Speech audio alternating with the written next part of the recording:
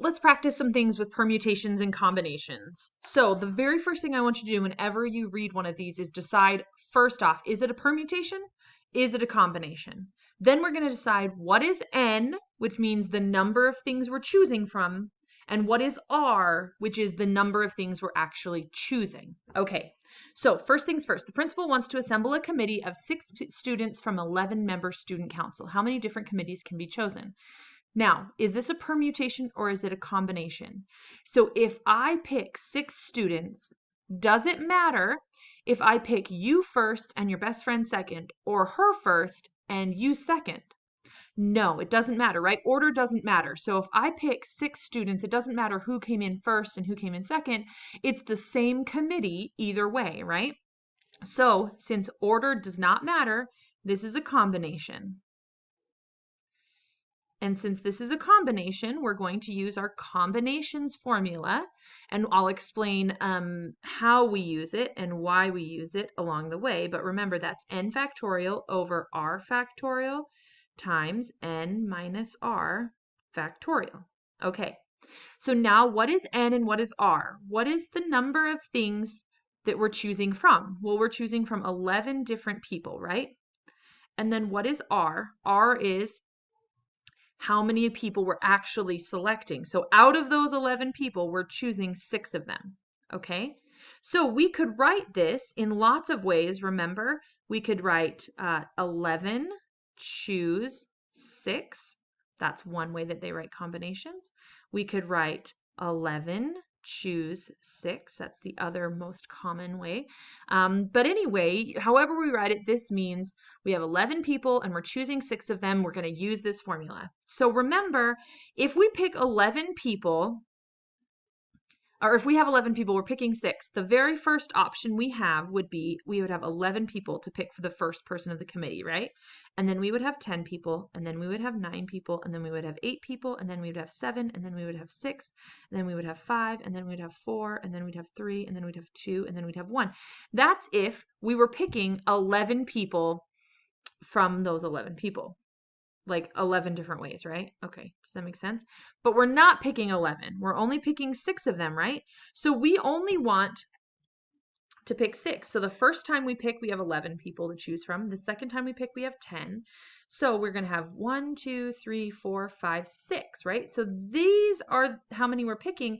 We want to get rid of all of this, right? We want to get rid of the 5 times 4 times 3 times 2 times 1. So we need to divide by 5 times 4 times 3 times 2 times 1. So that those are going to cancel out, and we end up with just what we wanted. And remember that that's a permutation. So then we need to reduce this by the number of times we can order those 6 people, right? Because we can put 6 people into lots of different orders, and none of those orders matter. We only care about one of them. So we're going to divide this by how many times we can order those people, which is 6 times 5 times 4 times 3 times 2 times 1, right? 6 factorial. So in the end, we're going to end up with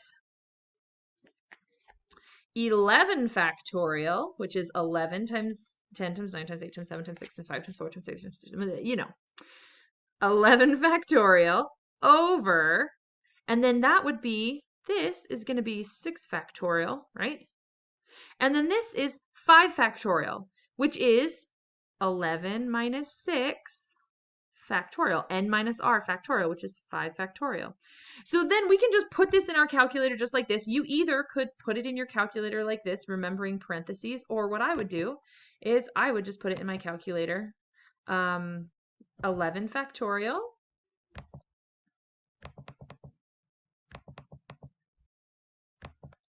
divided by, and then remember the parentheses, 6 factorial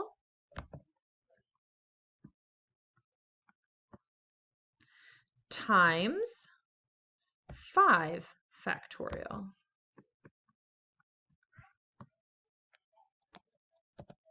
And we get 462. So there are 462 different committees that this principal could make from those 11 people. Okay, so John has 7 different flags that he wants to hang on the wall. How many different ways can flags be arranged in a row? Okay, so order matters in this case, right? If he puts the American flag at the beginning and the Marine flag at the end, that's different than the Marine flag at the beginning and the American flag at the end, right? Those are all different arrangements. So is this a permutation or combination? This is a permutation. So order matters. And we're going to use the permutation formula, n factorial over n minus r factorial. Okay, so how many different ways can he arrange these? Well, what is n? N is 7. There's 7 different flags. And how many of them were we picking to put up? Well, we're actually putting all 7 of them up, right? So n is 7 and r is also 7. So our formula would look like this: 7 factorial over 7 minus 7 factorial. Okay, so this is 7 factorial and 7 minus 7 is 0 over 0 factorial. Now remember I said 0 factorial equals 1, and this is an instance where it's super important that we know that, because otherwise we'd be dividing by 0 and this would be a problem. But truly, how many different ways can he order 7 different flags? We didn't actually even need to think of this as a permutation in that sense because, well, we didn't really have to do this formula because we could have just figured this out, right? 7. The first time we pick a flag, for the first flag, we have 7 different flags to choose from. The second time we pick one, we only have 6 flags to choose from. And then the third time we pick one, we only have 5, and so on until we get down to 1, right? So that's the same as just 7 factorial divided by 1. Okay, so we're just going to put that in our calculator. 7 factorial. I'm going to go to math, go over to probability, down to factorial. And there we go. There are 5,040 different ways that he can order those 7 flags in any order.